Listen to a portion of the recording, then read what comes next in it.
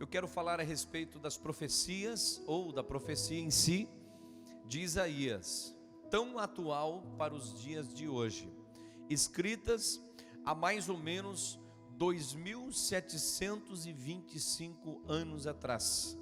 Eu estava comentando aqui nas reuniões passadas, que um escritor, quando escreve um livro e o seu livro tem recordes de vendagens, né?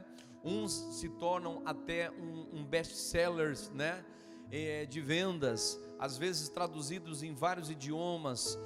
Livros, por exemplo, como de Augusto Cury, como o livro A Cabana. Quem leu o livro aqui, A Cabana? Quem assistiu o filme A Cabana, né? Às vezes são tão comentados, tão falados, que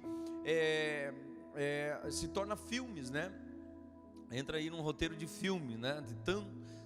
Mas enfim, mas tudo tem um prazo de validade. Chega um tempo que aquele livro você não vai ler novamente, porque você já conhece a história. Aquele filme você não vai assistir, porque já assistiu uma vez, duas vezes, três vezes, você não vai assistir de novo, né? Então se torna às vezes assim algo já ultrapassado, né? Por mais que foi recorde de vendas, mas ele tem um prazo de validade. Mas a Bíblia Sagrada é algo interessantíssimo. Bem diz a palavra que Jesus é o mesmo ontem, hoje e será eternamente. Hebreus 13:8.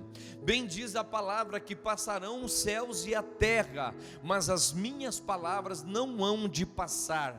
As palavras do Senhor, elas vão conosco para a eternidade. Elas são eternas. Se é uma das coisas que nós vamos levar com a gente para a eternidade, é a palavra de Deus. Ela não tem prazo de validade. Ela, como se fosse escrita hoje, para os dias atuais, para aquilo que nós estamos vivendo hoje.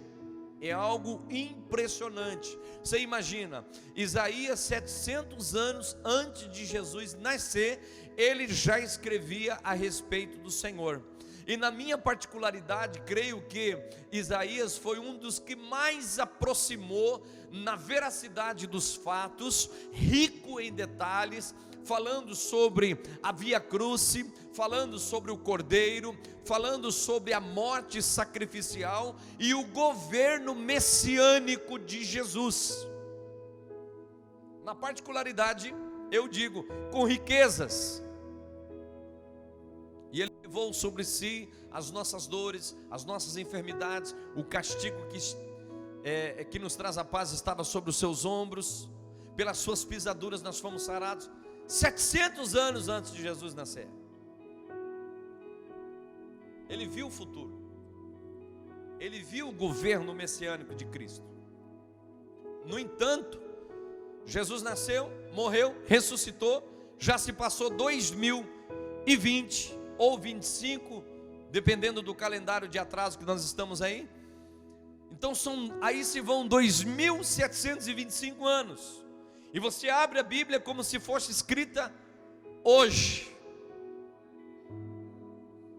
E o capítulo 60 tem uma palavra para nós hoje, agora. A beleza da Nova Jerusalém. Levanta-se, Jerusalém. No primeiro versículo eu quero chamar a atenção sua. Toda vez que Deus fala com alguém, Ele pede para essa pessoa ficar de pé, para se levantar. Deus não fala com pessoas caídas. Deus não fala com pessoas derrotadas. Deus não fala com murmuradores que ficam reclamando, murmurando, se queixando, falando mal de Deus, das coisas de Deus, reclamando, se opondo às vezes às coisas de Deus. Deus não fala com pessoas assim. Deus fala com pessoas que estão de pé. Nós somos o corpo de Cristo na terra, somos um organismo vivo. Então, quando Deus fala conosco, nós temos que estar de pé,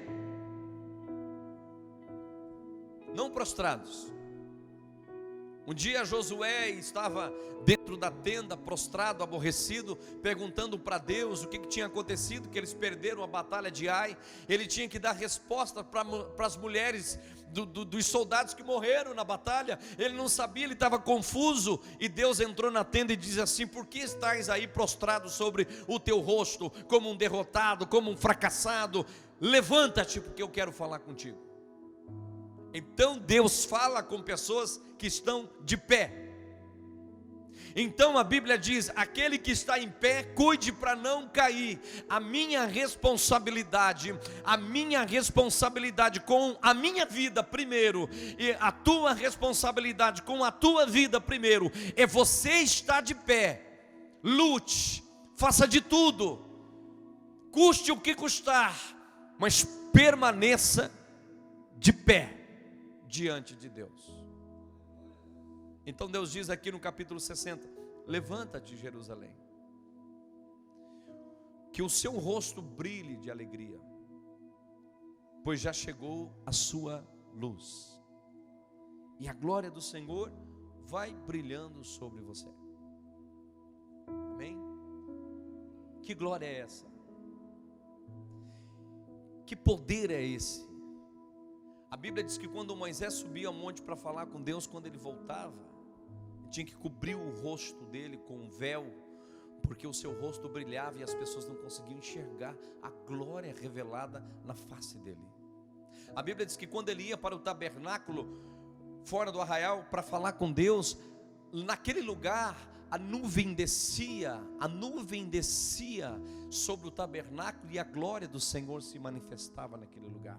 E a Bíblia diz que era tão interessante que o Moisés passava pelo povo, e os povos ficavam do lado de fora da tenda, esperando Moisés passar. Quando Moisés passava, eles o acompanhavam, e eles ficavam observando Moisés entrar no tabernáculo. E quando Moisés entrava no tabernáculo, a glória de Deus descia em forma de uma nuvem. E sabe o que o povo fazia? A Bíblia diz que olhando para Moisés, olhando para a nuvem que descia naquele lugar, eles se ajoelhavam na porta das suas tendas, porque sabiam que a glória de Deus estava sendo manifesta, revelada naquele momento. Nós estamos vivendo dias, prepare para dar glória a Deus, em que a glória de Deus está descendo sobre a nossa nação, em que a glória de Deus está sendo revelada a essa nação. De repente nós, pastores, sacerdotes, que éramos achincalhados na sociedade, que não tínhamos valor nenhum, é chamado disso, chamado daquilo, e vocês sabem quais são os pseudônimos que não. De repente tudo para, tudo fecha. Diante dos decretos tudo parou, o Brasil parou, mas ficou só o que é essencial. E aí de repente a comida é essencial, o mercado não pode fechar, os hospitais não podem fechar, porque os médicos são essenciais, os enfermeiros são essenciais. De repente a UTI é essencial, aí de repente a gasolina é essencial, aí de repente as farmácias não podem ficar fechadas, porque a medicação é essencial. Aí nós temos um líder nesse governo que diz assim: os sacerdotes também são essenciais, igreja não fecha, porque a igreja também é essencial. Alguém aí nessa nação, como chefe de estado dessa nação, diz: não, se essa igreja parar de orar, esse Brasil trava, esse Brasil para. Mas a igreja é essencial, a igreja não pode parar, porque se esse povo continuar orando, nós vamos sair dessa e vamos ter a vitória. Então vai para o decreto: a igreja é essencial. Aí vem um juiz federal e fecha e diz: não, igreja não é essencial. Aí vem outra demanda na justiça e diz: a igreja é essencial.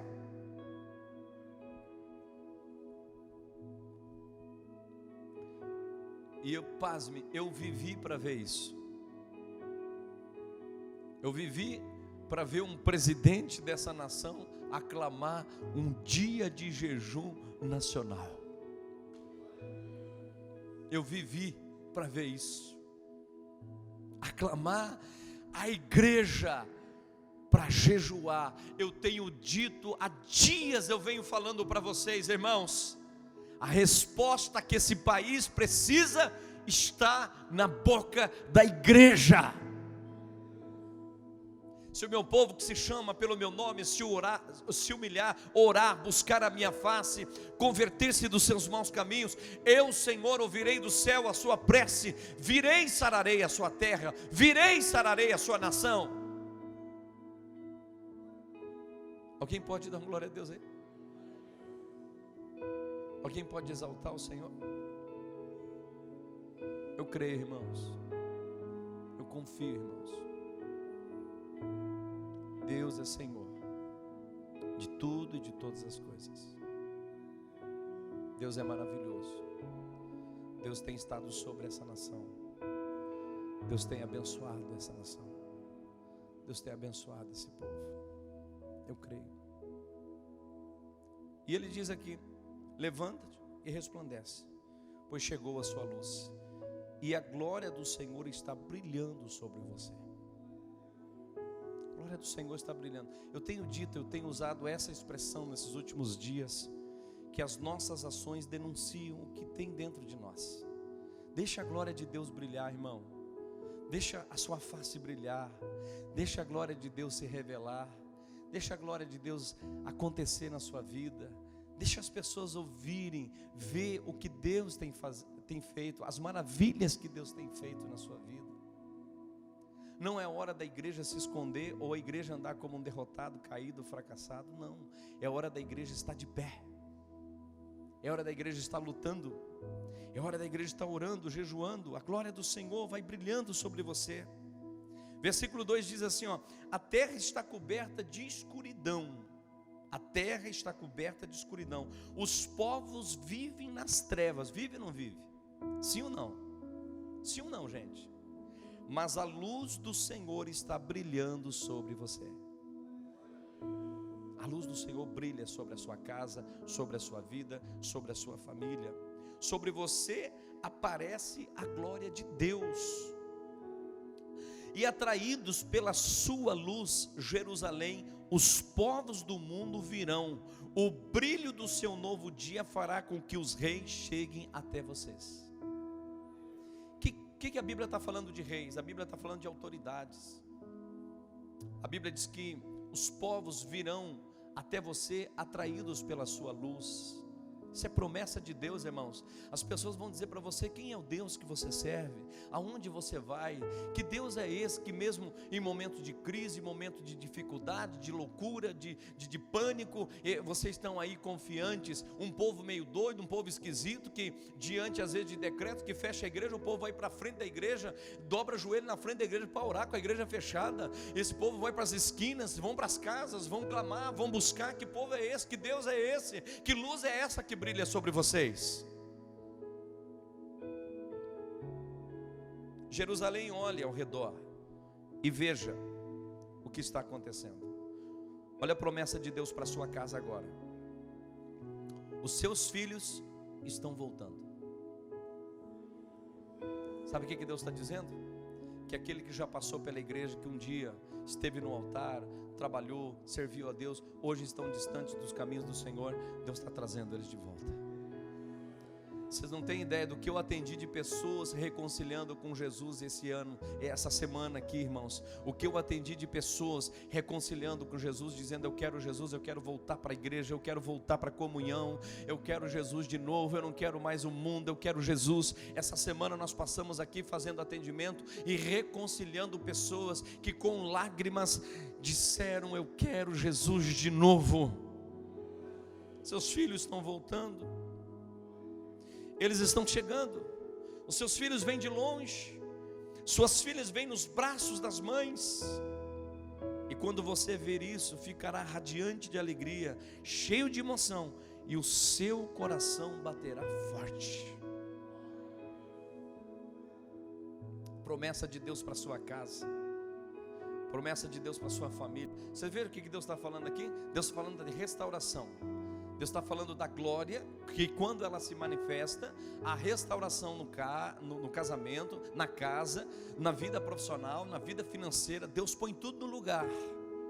Deus está falando de um tempo de avivamento. Deus está falando de pessoas que voltarão para sua casa. A Bíblia está falando agora aqui também, irmãos, de uma prosperidade nunca vista. Deus falou assim para Isaías: o primeiro ano você vai colher o que tiver plantado, o segundo o que daí proceder, e o terceiro tu semearás e tu colherás. A grande prosperidade para essa nação, a viravolta dessa nação será para o ano que vem. Olha o que Deus está dizendo aqui. Abra teu coração e pega a visão. Olha o que Deus está dizendo aqui, ó.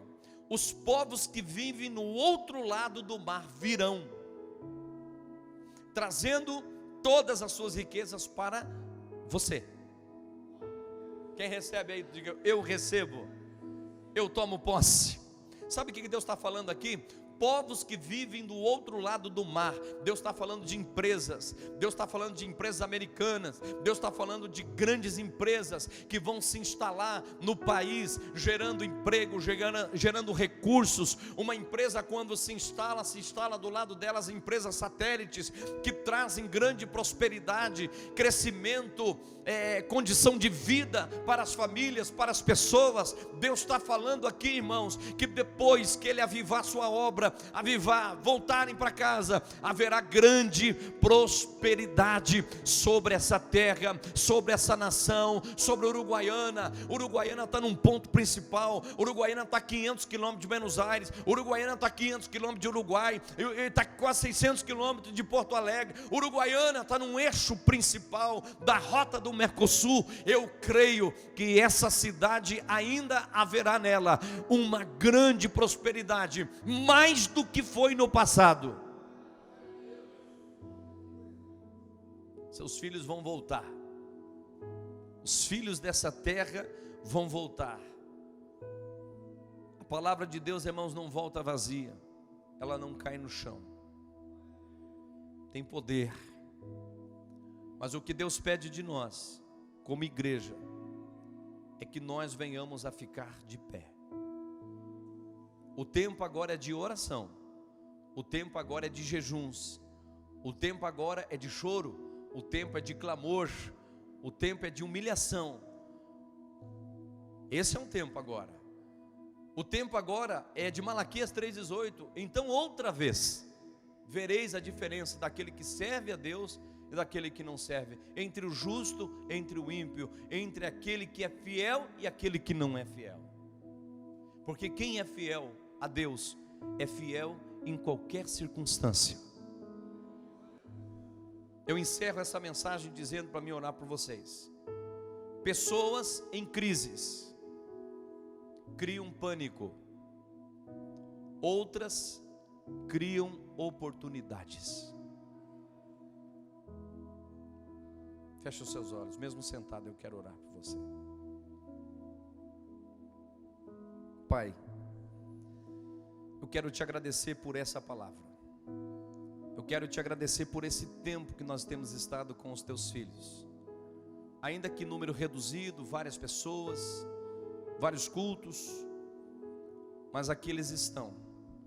Aqui tem um povo que é apaixonado pelo Senhor. Aqui tem um povo comprometido com a causa. Aqui tem um povo, Senhor, que mesmo diante de tudo que está acontecendo, eles estão dizendo: Pai, eu quero estar na tua casa.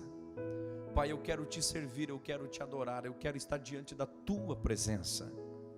E eu quero pedir agora, amigo Espírito Santo, abençoe a vida de todas essas pessoas.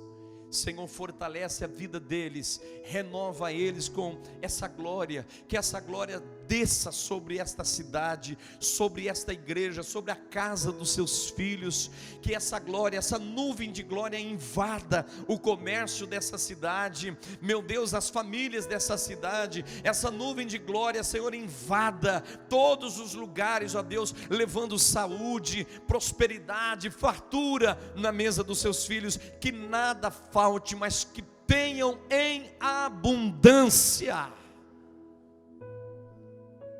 Em nome de Jesus, Pai, nós abençoamos a tua igreja. Nós abençoamos os teus servos. Nós abençoamos os teus filhos. E sobre eles declaramos a tua bênção. Amém? Aplauda Jesus.